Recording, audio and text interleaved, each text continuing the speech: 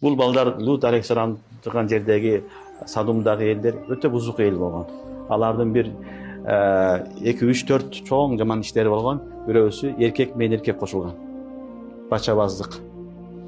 Эркек менен эркек кошулгандан кийин анын натыйжасында эркектер аялга барбагандан кийин аялдар менен аялдар кошулган. Ошентип бузукулук пайда болгон. Аллах субхана ва таала дүйнөдө эркек менен аял кылып адам насырын көбөйтөт. Адамдын насырын урпагын көбөйтүш үчүн бир эмне болот, эркек болот, бир качы болот. Түшүнүңөрбү? Эркек аял ошонун негизинде адам зат көбөйөт.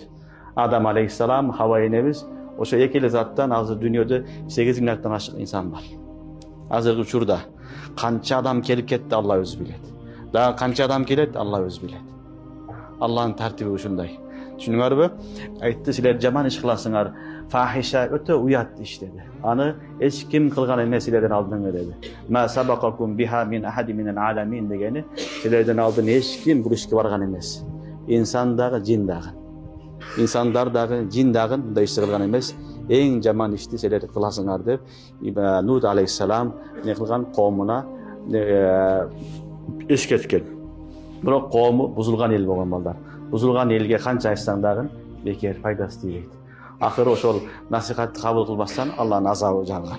Бул балдар өтө жаман бузук нерсе. Ушул нерсе азыр Европада, кээ бир Америка мамлекеттеринде мыйзамдуу болуп калган. Аларда кадимкидей эле эркек менен эркек жашай берет, аял менен аял жашай берет. Алейязу билла. Бул азыр эле келген нерсе эмес, ошол доордо келе аткан нерсе. Адам акыл эсин жоготкондон кийин ушундай болот. Дүйнөгө келген максатын унуткандан кийин, өзүнүн ким экенин билбегенден кийин ал ушундай жорго болот. Ана элдин баары суктанган, элдин баары шилекке агып, Европа дегендердин баары ошо Европага барсаң ошондой болот. Ал жерде баарын эмес, көп эле жерлеринде эркек менен эркек, аял менен аял нике кылганга уруксат берет. Аларды кадимкидей мыйзамдаштырып койгон. Ал эми бул эң чоң күнөө. Эң чоң күнөө. Ошондой адамдар бизге эч качан үлгү боло албайт балдар.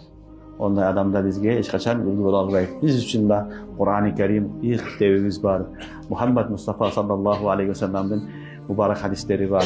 Мына ушул бизге чыныгы үлгү, чыныгы жол башчы.